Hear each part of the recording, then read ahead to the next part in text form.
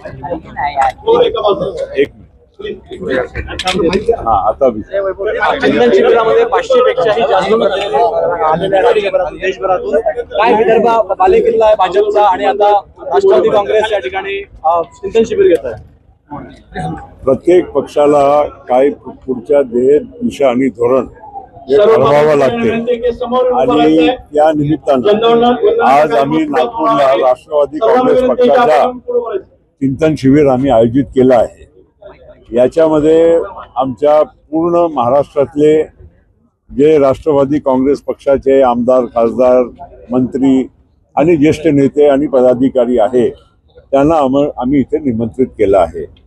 नागपूरच्या घेण्याच्या मागे उद्दिष्ट नक्कीच विदर्भामध्ये येणाऱ्या काळामध्ये राष्ट्रवादी काँग्रेस पार्टीची ताकद अजून वाढली पाहिजे।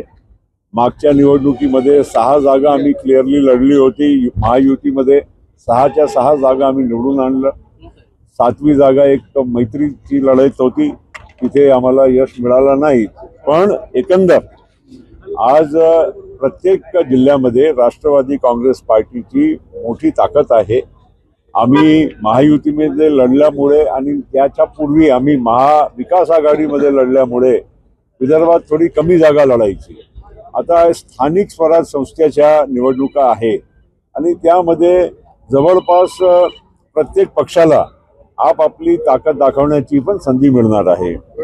महाराष्ट्रामध्ये स्थानिक स्वराज संस्थाच्या निवडणुकीमध्ये नक्कीच राष्ट्रवादी काँग्रेस पार्टीला चांगलं यश मिळेल याची आम्हाला खात्री आहे आणि त्याच्या तयारी अनुषंगानं आज हे शिबिर आम्ही आयोजित केलं आहे।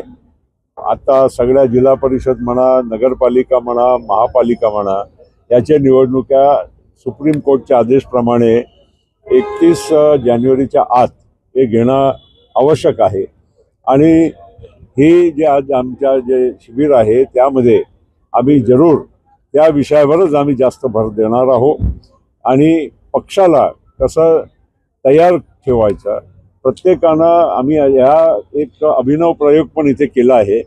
10 वेगवेगळ्या आम्ही ग्रुप्स तयार केले आहे आणि जसं नॉर्मल शिबिरमध्ये नुसते भाषण होतात, काही लोकांच्या मनोगत ऐकून शिबिर संपते असं नाही आहे।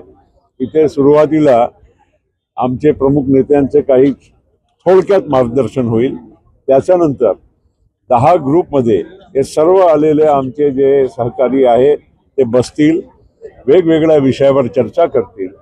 3 तास त्यांच्या आपसातल्या चर्चा झाल्यानंतर त्यांचे ग्रुप लीडर त्या ग्रुपच्या जे काही विचार आहे ते मांडण्याचा प्रयत्न करतील आणि त्यामुळे आज आमचा हा शिबिर जे आहे अतिशय महत्त्वाचा आहे। आम्हाला उद्याची दिशा आम्हाला ठरवायची आहे आणि हा चिंतन शिबिरच्या नंतर आपल्या जिल्ह्यामध्ये आपल्या भागामध्ये जाऊन सगळे कामाला लागतील आणि येणारा आमच्या स्थानिक स्वराज संस्थाच्या निवडणुकामध्ये आमच्या पक्षाला चांगला यश मिळवून देतील अशी आम्हाला खात्री आहे।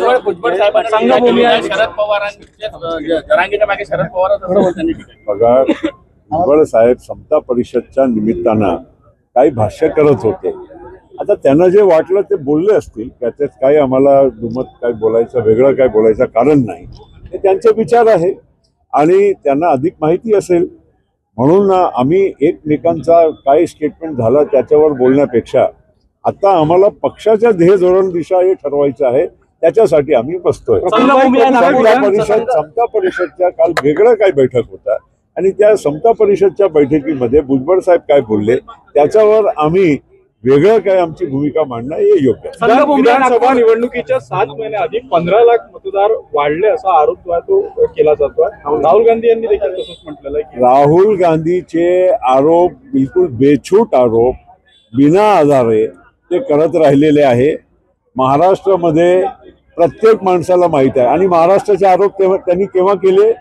विधानसभेच्या निवडणुकीच्या 6 महिन्याच्या नंतर जेव्हा बिहारमध्ये SIR सुरू झाला त्यावेळी महाराष्ट्राचं इलेक्शन होऊन 6 महिने झाले होते आणि त्यांनी महाराष्ट्रामध्ये अधिक लोकांच्या मतदार यादीमध्ये नाव आला नोंदला गेला असा त्यांनी आरोप केला। आता आपण सगळे महाराष्ट्रामध्ये आहोत, प्रत्येक बूथवर प्रत्येक पक्षाचा माणूस बसतो, आत कोण जाते एक तर आपला मतदार स्लिप जे इलेक्शन कमिशनच्या माध्यमातून घराघरापर्यंत जाते, त्यामध्ये प्रत्येक मतदारांचा फोटो असतो. तिथे गेल्यावर त्या यादीच्या समोर मतदाराचा फोटो असतो आणि जेव्हा त्यांचं नाव जे पुकारते त्यावेळी प्रत्येक पक्षाचा तो माणूस त्यांच्या प्रतिनिधी तिथे बसून त्याच्यावरही ते म्हणजे तिथे आक्षेप घेता त्यांना येते. म्हणून त्यावेळी मतदान झाल्याच्या वेळी महाराष्ट्रामध्ये 1 लाख बूथ आहे, एकही बूथवर कुठल्याही पक्षाची तक्रार नोंदली गेली नाही. आणि आता 6 महिन्यानंतर हे अधिक मतदार झाले, पराभव झाला म्हणून आता हे सगळे म्हणजे चुकीचे म्हणजे आरोप करायला सुरू झाले आहे. बिहारमध्ये आणि देशाच्या अन्य ठिकाणी पराभव त्यांचा निश्चित आहे, म्हणून आधी पूर येण्याच्या आधी पार बांधायची अशी त्यांनी एक भूमिका घेतलेली आहे की पराभव होणारच आहे, तर SIR वर इलेक्शन कमिशनवर टिकरा फोडायचा. संघभूमी आहे नागपूर, या ठिकाणी शिबिर होत आहे. दीक्षाभूमी पण आहे नागपूर, काय महत्व आहे? बालेकिल्ला आहे, काँग्रेसचा होता, आता भाजपचा. नागपूर हे महाराष्ट्राची उपराजधानी आहे, हा संघची भूमी आहे. महत्वाच्या आमच्या बाबासाहेब आंबेडकरांनी दिलेल्या दीक्षाची दीक्षाभूमी आहे. तिथे आपल्याकडे निसर्ग आहे, आपल्याकडे खनिज आहे, आपल्याकडे पाणी आहे. हे सगळं या पावनभूमीमध्ये आणि मोठ्या संख्यामध्ये वन आहे आणि आमचे ST बांधव आहे. या सगळ्या या पावनभूमीमध्ये शिबिर घेणं आणि उद्याच्याला महाराष्ट्राचा एक प्रमुख पक्ष म्हणून, सरकारमध्ये असलेला एक घटक पक्ष म्हणून आम्हाला ही विदर्भामध्ये पक्ष बळकट करायचा आहे. स्वबळाची तयारी करणार या चिंतन शिबिरात की महायुती म्हणून एकत्र लढणार? एक मी तुम्हाला स्पष्ट करू इच्छितो की अजूनही तिन्ही पक्षामध्ये अधिकृत या पुढच्या आमच्या निवडणुकीसाठी स्थानिक स्वराज्याच्या निवडणुकीमध्ये महायुती म्हणून लढावा की नाही अजून अधिकृत चर्चा झालेली नाही. पण लहान जितक्या निवडणुका असतात त्यामध्ये जिथे शक्य आहे तिथे महायुती करणं हे आमचा एक प्रयोग राहील. पण जिथे शक्य नाही तिथे आम्ही आग्रही करणार नाही, हे मी तुम्हाला स्पष्ट करू इच्छितो.